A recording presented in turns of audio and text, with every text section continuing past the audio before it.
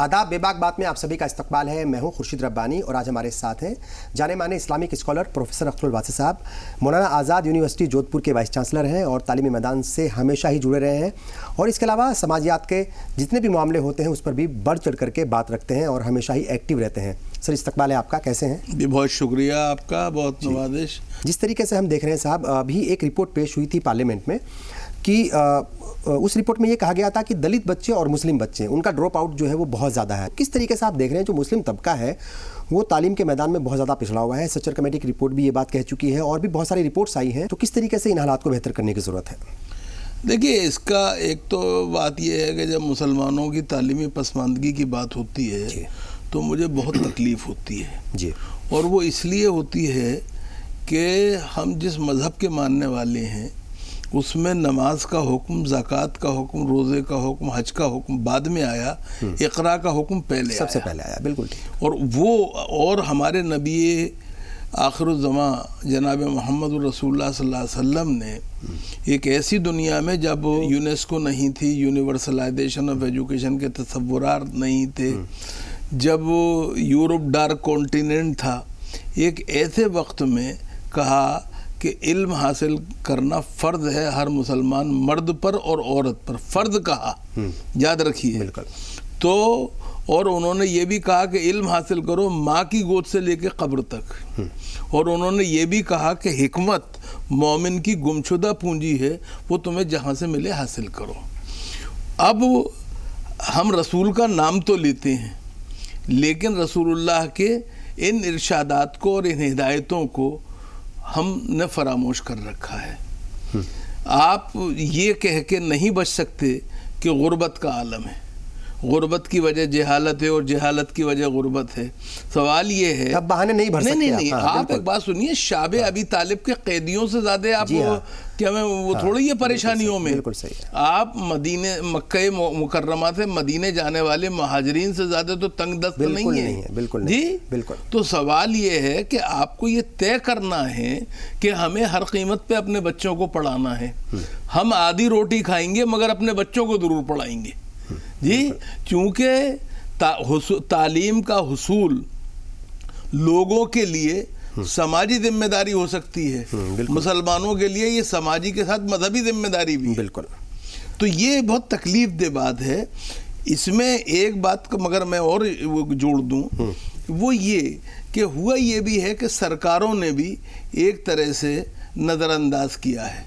मुसलमानों के मोहल्लों में थाने ज़्यादा खोले गए, स्कूल कम खोले गए, तो उसका भी एक असर हुआ। लेकिन अगर हम ईसाई कम्युनिटी को लें साहब, अब उनके तालीमी इदारे इतने ज़्यादा हैं, वो छोटी सी कौम है या फिर परसेंटेज के हिसाब से बहुत कम परसेंटेज के हिसाब से वो हिंदुस्तान में उनकी जो है मौजूदगी है, लेकिन उनके स्कूल कॉलेजेस में एडमिशन लेने के लिए मतलब सिफारिशात लगानी पड़ती हैं, लाइन में लोग खड़े होते हैं, तो वो कैसे आगे बढ़ गए?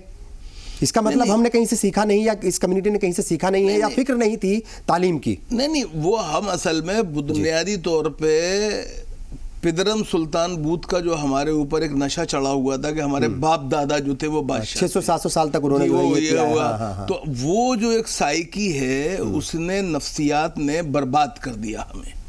और ईसाइयों ने स्कूलों का क़याम ही नहीं किया, अस्पतालों का भी क़याम किया। जी हाँ। तालीम और सेहत दोनों मामलात को उन्होंने लिया और उसको उन्होंने खिदमत के ज़रिए ईसाइयत के फ़रोग़ के लिए भी इस्तेमाल किया। हमारी बदनसीबी ये है कि हमने ये अच्छा, लेकिन इसमें एक बात मैं आपसे एहतियातन कह दूँ ताकि गलतफहमी नहीं पैदा होनी चाहिए। विंध्यास के नीचे का मंजरनामा अलहदा है, विंध्यास के ऊपर का मंजरनामा अलहदा है। मगरबी हिंदुस्तान का मंजरनामा अलहदा है, मशरक़ी हिंदुस्तान का अलहदा है। आसाम में मुसलमानों की सबसे बड़ी तादाद है, लेकिन सबसे ज़्यादा गुर्बत और जहालत है। वेस्ट बंगाल के भी लगभग वही बंगाल की मैं वही बात अगले कहने जा रहा हूँ।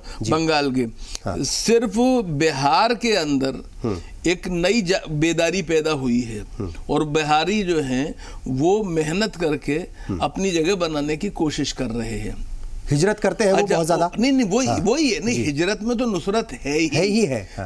اس کو خیال رکھنا چاہیے. اتر پردیش وغیرہ میں جو پریشانی ہے, راجستھان میں پریشانی ہے اور دوسرے ایریاز میں ہے, مدھیہ پردیش یا دوسرے, وہ یہ ہے کہ ادارے تو پرانے موجود ہیں لیکن وہ تمام کے تمام لٹیگیشن میں پھنسے ہوئے ہیں. آپس میں مینجمنٹ کمیٹی جو ہے کہ کون ان پہ قبضہ کرے, یہ بھی ہماری بربادی کا سبب بنا ہوا ہے. اور ہماری جو قیادت ہے اس کی, یعنی جو میں کسی ایک جماعت کی نام نہیں لے رہا ہوں, ان کے ایجنڈے میں تعلیم اور صحت اس طرح نہیں ہے ترجیحی بنیادوں پہ جیسی ہونی چاہیے, جبکہ ڈاؤن وندھیاس جو ہے منظر نامہ بالکل دوسرا ہے. یہ مجلس اتحاد المسلمین 1962 سے پرانے حیدرآباد شہر پہ اپنا ایک تسلط بنائے ہوئے ہے, دبدبہ قائم ہے, لیکن ساتھ میں انہوں نے کیا کیا, انہوں نے ساتھ میں عبد الواحد اویسی پولی ٹیکنک بھی قائم کیا اور سلطان صلاح الدین اویسی جو سالار ملت کہلاتے تھے ان کے نام پہ ایک انہوں نے میڈیکل ریسرچ انسٹیٹیوٹ کیا, انہوں نے دارالسلام کوآپریٹو بینک قائم کی. تو معلوم یہ ہوا کہ اس طرح سے وہاں پہ منظرنامہ. اب کرناٹکا میں آپ چلے جائیے تو عالمین کی پوری تحریک ہے, بالکل. کیرالہ میں آپ چلے جائیے سوسائٹی ہے, اس کے بہت ساری برانچز ہیں, مسلم ایجوکیشن سوسائٹی ہے اس کا ہے, تو وہاں پر منظرنامہ تھوڑا دوسرا ہے. اچھا گلبرگہ شریف کا بھی اگر دیکھ لیجئے, نہیں گلبرگہ کی تو ایک مثال ہے سر. نہیں میں اس پہ آپ سے بہت اچھی بات آپ نے چھیڑ دی. یہ بہت دلچسپ بات ہے کہ خانقاہیں جو ہیں وہ تعلیم کے فروغ میں اہم بنیادی رول ادا کر رہی ہیں. بالکل. قادریہ سلسلے کی سب سے بڑی خانقاہ امارہرہ کی ہے, وہ البرکات کے ادارے کے نام سے ادارے چلا رہے ہیں. علی گڑھ جائیے تو بلڈنگ دیکھ کے بھی تعجب کیجیے اور اسٹینڈرڈ دیکھ کے بھی وہ کیجیے. ماہرہ میں انہوں نے باقاعدہ لڑکیوں کی تعلیم کا ادارہ قائم کیا اور اس کے لیے روزانہ ٹیچرز جو ہیں انہیں علی گڑھ سے لے جاتے ہیں اور علی گڑھ واپس لاتے ہیں, کیونکہ وہاں رہنے نہیں چاہتے لوگ, مثال کے طور پر جو خواتین اساتذہ ہیں. اسی طرح سے اگر آپ دیکھیں تو آپ تو راجستھان میں رہے ہیں, نقش بندیہ مجددیہ سلسلے کے پیر حضرت مولانا عبد الرحیم صاحب مجددی علیہ رحمہ نے جو قائم کیا وہاں پہ ادارہ جامع ہدایت, بالکل جے پور میں, جس میں ووکیشنل ٹریننگ کو دینی تعلیم کے ساتھ جوڑ دیا. انہوں نے بڑا کام کیا. اسی طرح نظامیہ چشتیہ نظامیہ سلسلے کی خانقاہ ہے گلبرگہ شریف, اور اللہ ان کے درجات بلند کرے, سید محمد الحسینی صاحب بڑے پاشا جو تھے, انہوں نے انجینئرنگ کالج اور میڈیکل کالج ساری چیزیں, اور انہوں نے درگاہ کی آمدنی جو تھی اس کا استعمال کیا. یہ ہمارے لیے بڑے افسوس کی بات ہے کہ جو جذبہ, جو حرکت اور جو محنت ڈاؤن ساؤتھ ہو رہی ہے وہ ہمارے یہاں نہیں ہو رہی ہے. بالکل نہیں. انجمن اسلام جو مغربی ہندوستان کی بات اگر ہم کریں تو انجمن اسلام جو ہے وہ جتنے بچوں کی تعلیمی کفالت کر رہی ہے بامبے میں اور کیا پنجگنی میں اور دوسری جگہ سب ملا کے, وہ علی گڑھ اور جامعہ دونوں کی اسٹرینتھ کو ملا لیں تو اس سے زیادہ ہے. بالکل ٹھیک ہے جی. انجمن خیر الاسلام علیحدہ کام کر رہی ہے. تو یہ گجرات کے اندر ابراہیم بوانی ٹیکنیکل انسٹیٹیوٹ جو ہے وہ ماڈل انسٹیٹیوٹ ہے گورنمنٹ آف گجرات اس زمانے میں بھی, جبکہ وہاں پہ مستقل بی جے پی کی سرکار ہے. اگر کوئی درخواست آتی ہے غیر مسلموں کی کہ ہم پولی ٹیکنک قائم کرنا چاہتے ہیں تو وہ کہتے ہیں کہ پہلے ابراہیم بوانی ٹیکنیکل انسٹیٹیوٹ جاؤ, اس کو دیکھو, اس سے سیکھو, پھر لے کے آؤ. تو معلوم ہوا کہ انوویٹو بھی ہے اور ریپلیکیبل بھی ہے. بالکل. تو یہ جو اصل میں مولانا وستانوی صاحب دیکھ لیجئے. اچھا مولانا, میں ابھی وہیں آ رہا تھا, میں ان کے اوپر آ رہا تھا. اگر آپ دیکھیں تو مولانا, میں تو گیا ہوں, جی ہاں, مولانا وستانوی صاحب نے جس طرح سے جدید اور قدیم کی تعلیم کو ہم آہنگ کیا ہے، میں کہتا ہوں کہ ان کے یہاں حجت الاسلام مولانا قاسم نانوتوی اور علی گڑھ کے پیر دانا سر سید دونوں جمع ہو گئے ایک ہی شخصیت کے اندر. MBA بھی چلا رہے ہیں، میڈیکل کالج بھی چلا رہے ہیں جی، ماشاءاللہ جو ہے وہ طبیہ کالج بھی چلا رہے ہیں جی، حفاظ کا مدرسہ بھی چلا رہے ہیں، دینی تعلیم کے فروغ کے لیے بھی کام کر رہے ہیں، اور کوشش یہ بھی کر رہے ہیں کہ جو دینی تعلیم میں لگے ہوئے ہیں وہ جدید تعلیم بھی حاصل کر لیں. بالکل ٹھیک ہے. اسی طرح مالیگاؤں کا ایک ماڈل، ان کے یہاں جب بچہ داخل ہوتا ہے، مولانا مختار احمد ندوی صاحب کے صاحبزادے چلاتے ہیں، تو وہ ایک ہاتھ میں مدرسے کی سند ہوتی ہے جی، اور دوسرے ہاتھ میں بورڈ کا سرٹیفکیٹ ہوتا ہے. پھر آپ جودھ پور آ جائیے جہاں پہ آپ وائس چانسلر ہیں، آپ سیکر آ جائیے. بہت سارے ایگزامپلس تو ہیں ہمارے سامنے، لیکن اور زیادہ ایگزامپل سیٹ کرنے کی ضرورت آپ کو لگتا ہے؟ یہ لوگ کام کر رہے ہیں، لیکن ایک بات ہے نا، معاف کیجیے گا، چونکہ یہ سیکر اور جودھ پور کی بات آپ نے کی، میرے لیے افسوس کی بات اور تکلیف کی بات جو ہے میں آپ کے پروگرام کے توسط سے توجہ دلانا چاہتا ہوں، کسی کی برائی مقصود نہیں ہے. جے پور میں وہ صورتحال نہیں ہے، جبکہ کیا میں دنیا کے بہترین مسلمان جوہری جواہرات کا کاروبار بڑے پیسے والے لوگ وہاں موجود ہیں. بالکل جی، تو معلوم یہ، اور وہ اسٹیٹ کیپٹل بھی ہے، مطلب یعنی آپ کے پاس بہت زیادہ آپ کی رسائی ہے. جی ہاں، انتظامیہ تک آپ کی رسائی ہے، سب کچھ ہے، آپ اسے کر سکتے ہیں. تو یہ جو صورتحال ہے، جو بگڑی ہوئی صورتحال ہے، وہ بگڑی ہوئی صورتحال جو ہے اتر پردیش میں ہے، راجستھان میں ہے، ہریانہ میں ہے، پنجاب میں بھی. میں آپ کو بتاؤں کہ ایک صاحب ہیں علی گڑھ کے پڑھے ہوئے امجد علی، وہ ایک باقاعدہ کمپنی چلاتے ہیں سوراب کے نام سے، انڈسٹریز کے نام پہ. انہوں نے بہت شاندار اسکول قائم کیا ہے جی. تو یہ جو ہے اجمیر میں بھی جب ہم لوگ اس کی درگاہ کمیٹی سے وابستہ تھے، یونیورسٹی لانے کی بات تھی سر خواجہ نواز کے نام پر. یونیورسٹی تو بعد میں آتی رہے گی. جو وہاں پہ خواجہ ماڈل اسکول ہے، اب آپ اسے جا کے دیکھیں تو دیکھ کے دنگ رہ جاتے ہیں. میں گیا ہوں وہاں پر، دیکھا بھی ہے اور ہے ایگزامپل، لیکن اور زیادہ کام وہاں سے کیا جا سکتا تھا. میرا خیال کہ اتفاق کریں گے اس بات سے. یہ تو نمونے ہیں، ہماری ضرورتیں بہت ہیں. جی ہاں، اور ایک بات اور بھی ہے کہ ہمیں جو ہے ایک بات کو خیال رکھنا چاہیے کہ تعلیم کو تجارت نہیں بنانا چاہیے. بالکل. یہ اس دور میں جو سب سے بڑا اس دور کا المیہ ہے وہ یہ کہ تعلیم اور صحت جو ہیں وہ تجارت بن گئی ہیں، بازار کے سپرد کر دی گئی ہیں. ہم مسلمان جس معاشی طور پہ پسماندگی میں ہیں، اس میں ہم وہ اعلیٰ تعلیم حاصل کر نہیں سکتے جب تک کہ ہمیں ہمارے ادارے جو ہیں وہ ایک سبسیڈائز وہ نہیں دیں گے. مارواڑ مسلم ایجوکیشن اینڈ ویلفیئر سوسائٹی اور اس سے جڑے ہوئے ادارے جو پری پرائمری سے لے کے اور مولانا آزاد یونیورسٹی تک ہیں، ان کا جو ویژن اور مشن ہے وہ بہت دلچسپ ہے.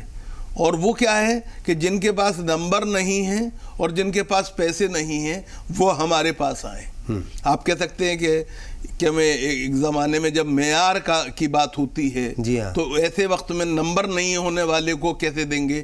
وجہ یہ ہے کہ جو بچے 10ویں اور 12ویں کرتے ہیں 50%, 55% میں، آج انہیں کوئی کالج داخلہ نہیں دیتا اور اس کے بعد وہ کہیں کے نہیں رہتے. اور ڈراپ آؤٹ ریٹ جس کی بات ہوئی تھی شروع میں شاید اس کی وجہ سے بڑھتا بھی ہے. نہیں تو اسی لیے انہوں نے یہ طے کیا کہ جن کی فکر کوئی نہیں کرتا ان کی فکر ہم کریں گے.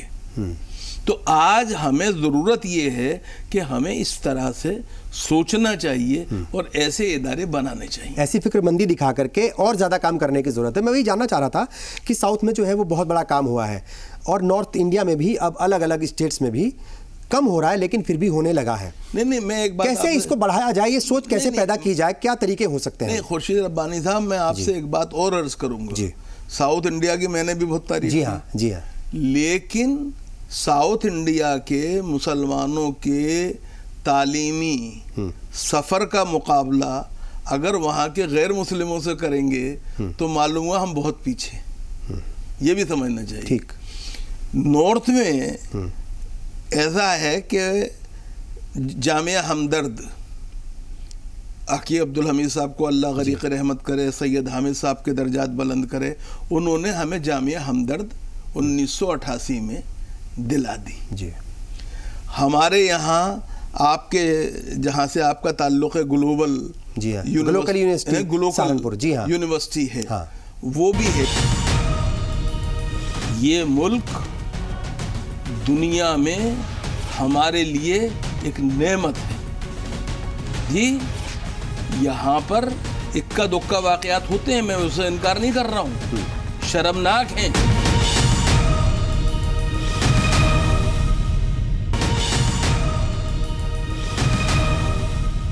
مائنورٹی کریکٹر جو ان یونیورسٹیز کا ہے, چاہے وہ ایم یو کی بات کر لیجئے یا جامعہ کی بات کر لیجئے, اب مرکزی حکومت جو ہے وہ جو ایفیڈیوٹ پیش کر رہی ہے کورٹ میں, وہ یہ کہہ رہی ہے کہ نہیں ہونا چاہیے.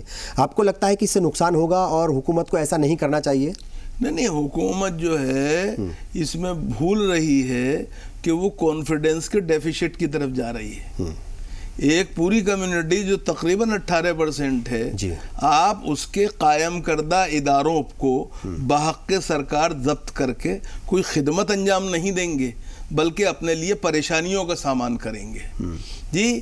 علی گڑھ ہو یا جامعہ ہو, کوئی بھی ادارہ ہو, ہمیں یہ نہیں بھولنا چاہیے کہ یہ بنیادی حقوق کی دفعہ 29 اور 30 جو ہیں جی ہاں وہ ان کے وجود کو ایک طرح سے ضمانت بخشتی ہیں جی. تو آپ علی گڑھ مسلم یونیورسٹی کے اقلیتی کردار سے اور جامعہ ملیہ اسلامیہ کے اقلیتی کردار سے کھلواڑ نہیں کر رہے ہیں, بلکہ آپ ہندوستان کے دستور جی کی ہاں, اس کے جو بنیادی حقوق ہیں ان سے کھلواڑ کر رہے ہیں. اور ایک بہت دلچسپ بات ہے کہ مسلمانوں پہ سارا نشانہ ہوتا ہے, لیکن میں آپ کے پروگرام کے توسط سے تمام اقلیتوں کو یہ بتانا چاہتا ہوں کہ پانی پت کو بچانے کے لیے, دہلی کو بچانے کے لیے پانی پت پہ لڑائی لڑنی پڑتی ہے. جو اقلیتوں کے تعلیمی ادارے ہیں ان کے وجود کو برقرار رکھنے کے لیے ضروری ہے کہ تمام اقلیتیں مل کے علی گڑھ اور جامعہ کے سلسلے میں ایک جٹ ہو جائیں, ورنہ علی گڑھ اور جامعہ کے بعد سینٹ اسٹیفنس کا نمبر آئے گا, خالصہ کالجز کا نمبر آئے گا, جین کالجز کا نمبر آئے گا. تو اس چیز سے بچنا چاہیے اور مل کر کے کام کرنا چاہیے. ایک بات آپ نے کہی تھی صاحب کہ یہ جو تعلیمی ادارے قائم ہو بھی رہے ہیں یا ہیں, وہ کھٹکتے ہیں حکومت کی نظروں میں اور افسر شاہی کی نظروں میں. وہ جو کھٹکنا ہے وہ کیوں ہے, وہ کیوں کھٹکتے ہیں؟ نہیں, دیکھیے بات یہ ہے کہ وہ ایک بات نہیں سمجھ رہے ہیں جی کہ سوال مسلمان کا نہیں ہے, ہندوستان کا ہے. بالکل. اس ملک کو 2020 یا 2025 جو بھی کہیے, کہ میں اے پی جے عبد الکلام نے تو 2020 کا خواب دیکھا تھا. جی ہاں 2020 کا جی, لیکن میں 2025 کا رہ دیتا ہوں اسے. یہ ملک اس وقت تک دنیا کے نقشے پر ایک مضبوط طاقت کے طور پہ نہیں ابھرے گا جب تک کہ سب مل کے ساتھ نہیں ہوں گے. بالکل. آپ 18% لوگوں کو پسماندہ رکھ کے تعلیمی اعتبار سے اور اقتصادی طور پہ بھارت ماتا کی کوئی خدمت نہیں کر سکتے. بالکل جی, اس کا ہمیں خیال رکھنا چاہیے جی. تو یہ مسلمانوں کے ساتھ زیادتی نہیں ہے, یہ بھارت ماں کے ساتھ زیادتی. بالکل. اچھا, چونکہ تعلیم کی بات ہو رہی ہے اور تعلیم اداروں کی کمی ہے, اس میں کہیں کوئی شک نہیں ہے, لیکن دوسری جانب ہمارے پاس جو دینی مدارس ہیں ان کا بڑا نیٹ ورک ہے. آپ کو لگتا ہے جو بڑا نیٹ ورک ہے اس کا صحیح استعمال کرنے کی ضرورت ہے قوم کو, اور کچھ نیا نصاب, جیسے آپ نے کہا کہ مطلب جو دینی تعلیم ہے یا جو روایتی تعلیم ہے اس کے ساتھ ساتھ آپ جو ہے وہ ماڈرن ایجوکیشن بھی دیں, تو کچھ بہترین کمبینیشن, جیسے ہمارے سامنے بہت سارے ایگزامپلس ہیں, چاہے وہ کلکوا کا ہو, چاہے وہ جے پور کا ہو, اور بہت سارے, یہ دو ہی نہیں بہت سارے ایسے ایگزامپلس ہیں. تو ان ایگزامپلس کو اور زیادہ بڑھانے کی ضرورت ہے, ایکسیٹ کرنے کی ضرورت ہے, اور جو تعلیمی اداروں کا نیٹ ورک ہے اس کا بہترین استعمال ہو. کیا کچھ کیا جا سکتا ہے؟ نہیں, دیکھیے میں ایک بات عرض کرتا ہوں کہ, اور علماء دین سے یہ گزارش کرتا ہوں آپ کے توسط سے, کہ اسلام میں علم کی دوئی کبھی نہیں تھی جی. یہ انگریز تھے جنہوں نے اپنے کولونیل رول کو اسٹیبلش کرنے کے لیے ہر چیز کو ڈیمولش کیا. صرف لال قلعے کے تخت کو تاراج نہیں کیا, بلکہ انہوں نے اپنے تعلیمی نظام کو نافذ کرنے کے لیے جو مسلمانوں کا تعلیمی نظام تھا اس کو بھی انہوں نے کیا میں دھوست کیا, منہدم کر دیا. انہوں نے ہمارا جو طریقہ علاج تھا ہندوستان میں، آیورویدا ہو یا یونانی ہو، سدھا ہو، جی اس کو انہوں نے ایلوپیتھک کے ذریعے بے دخل کرنے کی کوشش کی. ہماری پریشانی یہ ہے کہ ہم انگریزوں کے اس سازش کے نتیجے میں جو دوئی پیدا ہوئی تھی اس کے ہولڈرز بن گئے ہم. جی سوال یہ ہے، میں ہمیشہ ایک بات کہتا ہوں جو آپ کے حوالے سے پھر کہنا چاہتا ہوں، کہ جب دنیا میں ہارورڈ نہیں تھی، جب دنیا میں آکسفورڈ اور کیمبرج کا کوئی تصور نہیں تھا، جب MITs اور IITs نہیں تھے، جب all India institute of medical sciences نہیں تھے، ایسے وقت میں جن لوگوں نے اس ملک کو، دنیا کی چھوڑیے، اس ملک کو قطب مینار کی بلندی دی، تاج محل کا حسن دیا، لال قلعے کی پختگی دی، شاہجہانی مسجد کا تقدس دیا، وہ کہاں سے پڑھ کے آئے تھے؟ مدرسوں سے پڑھ کے آئے تھے. جی اگر مدرسے کل وہ لوگ پیدا کر سکتے تھے تو آج کو نہیں پیدا کر سکتے. تو اس ڈوئلٹی کو ختم کرنے کی ضرورت ہے، اس ثنویت کو ختم کرنے کی ضرورت ہے، اس دوئی کو ختم کرنے کی ضرورت ہے. تو آج بھی جو چیلنج ہے وہ ماڈرنائزیشن اور مدرساز کا نہیں ہے، بلکہ چیلنج یہ ہے کہ ہم اپنے شاندار ماضی کی بازیافت کس طرح کر سکتے ہیں، اور مفتی، قاضی، مفسر، محدث، متکلم، فقیہ کے ساتھ ہم کس طرح سے ان مختلف میدانوں میں لوگ پیدا کر سکتے ہیں. آپ کو لگتا ہے ایسا ہوگا؟ چونکہ یہ ذہنیت ہے، ایسا لگتا ہے کہ اگر ہم قرآن کے ساتھ سائنس کو پڑھائیں گے تو شاید کمبینیشن صحیح نہیں ہوگا. آج بھی بہت سارے مدارس کا یا مدارس چلانے والے انتظامیہ کمیٹی کا یہی سوچنا ہے. دیکھیے ایسا ہے، معاف کیجیے گا، اس میں کتنے وہ سچے ہیں اس سوچ میں مجھے تھوڑا شک ہے، معافی کے ساتھ. اس لیے کہ مفادات حاصلہ ہو گئے ہیں، ادارے بن گئے ہیں، اور ادارے جو ہیں وہ منفعت کا سامان بن گئے، ذریعہ بن گئے ہیں. تو لوگ اپنے کاروبار کو سے دستبردار نہیں ہونا چاہتے. لیکن ایک بات یہ نہیں بھولنی چاہیے کہ اسلام میں اور سائنس میں کوئی تصادم نہیں ہے. سر سید نے ایک بہت اچھی بات کہی تھی، اور میں سمجھتا ہوں کہ اس کو ہر آدمی کو اس پہ غور کرنا چاہیے. سر سید نے کہا تھا قرآن خدا کا قول ہے اور یہ کائنات خدا کا فعل ہے، اور خدا کے قول اور فعل میں کوئی تصادم اور تضاد نہیں ہو سکتا. بالکل. تو سائنس اور مذہب کو ایک طرح سے ہم آہنگ کرنے کے بارے میں یہ بات انہوں نے کہی تھی. جی اور ہمیں یہ نہیں بھولنا چاہیے کہ قرآن کریم میں اللہ نے اس زمین اور آسمان پہ جو چیزیں ہیں انہیں اپنی نشانیاں قرار دیا ہے. ابراہیم خدائے واحد جو ہیں ان تک پہنچے کائے کے ذریعے تھے، ایسٹرو فزکس کے ذریعے. ایسٹرو کیسے کہ ایک جا کے بیٹھ گئے ایک کیا میں ٹیلے پہ، جی جب ستارہ نکلا تو کہا وہ میرا خدا یہ ہے. جب چاند نکلا اور اس نے اس ستارے کو کجلا دیا تو کہا یہ میرا خدا ہے.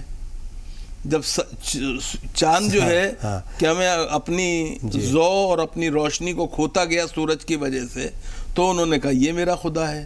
جب سورج کو بھی زوال ہوا تو انہوں نے کہا نہ یہ میرا خدا ہے، نہ وہ میرا خدا ہے، نہ یہ میرا خدا ہے. میرا خدا وہ ہے جس نے ان سب کو پیدا کیا، سب کو پیدا کیا، سب کو بنایا. بالکل بے شک. تو یہ ہے اصل چیز جسے سمجھنا چاہیے. یہ بتائیے صاحب، اس وقت جو ہے مسلم طبقہ وہ کہتا ہے کہ تھوڑا سا مایوس ہے، پریشان ہے. کئی بار اتر پردیش سے کچھ خبریں آ جاتی ہیں، کئی بار الگ الگ جگہوں سے آتی ہیں، اور پھر پٹنہ میں ایک ان کو بڑی ریلی یا ایک بڑا جلسہ کرنا پڑتا ہے، دین بچاؤ.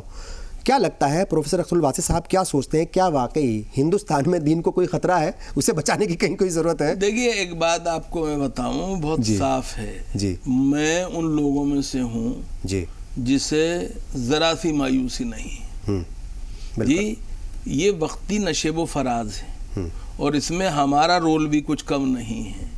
اس اتار چڑھاؤ کے اندر ہمیں یہ نہیں بھولنا چاہیے کہ جو دین اور جو امت سانحِ کربلا، سقوط بغداد 1857 اور 1947 کے بعد سروائیو کر رہی ہے، اسے آگے بھی کچھ نہیں ہونا ہے. یہ بالکل سمجھنا چاہیے. اور ایک بات اور سمجھنا چاہیے، یہ ملک دنیا میں ہمارے لیے ایک نعمت ہے.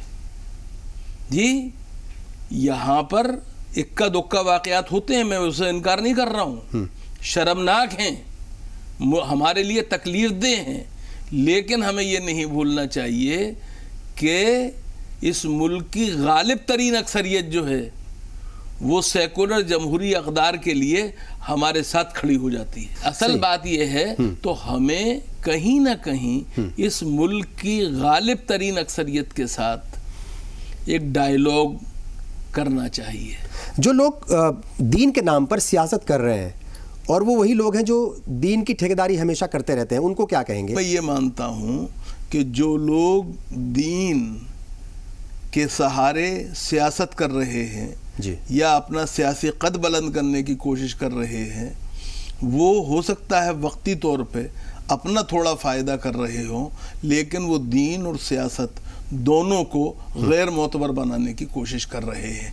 हमें नहीं भूलना चाहिए कि जब दीन को सियासत के लिए इस्तेमाल किया जाता है तो राम को बनवास झेलना पड़ता है, बिल्कुल, ईसा को सलीब पे चढ़ना पड़ता है, हुसैन को करबला में जान देनी पड़ती है, बिल्कुल, समझे। और हम तक़सीम के जिस वो क्या अलमिये से गुजरे हैं उससे गुजरना पड़ता है। अल्लाह हमें उस दिन से महफूज रखे। सर, हमसे बात की, बहुत बहुत शुक्रिया, बहुत अच्छा लगा आपसे बात करके। और मुझे लगता है जो हमारे नाजरीन हैं उन्हें भी बहुत ज़्यादा इल्म जो है उनके इल्म में बहुत ज़्यादा इजाफा हुआ होगा, और ख़ास तौर से तालीमी मैदान में कैसे आगे बढ़ा जाए ये बातें प्रोफेसर अख्तरुल वासी साहब बता रहे थे। बेबाक बात आप सबने देखा, इसके लिए आप सबका बहुत बहुत शुक्रिया। आदाब।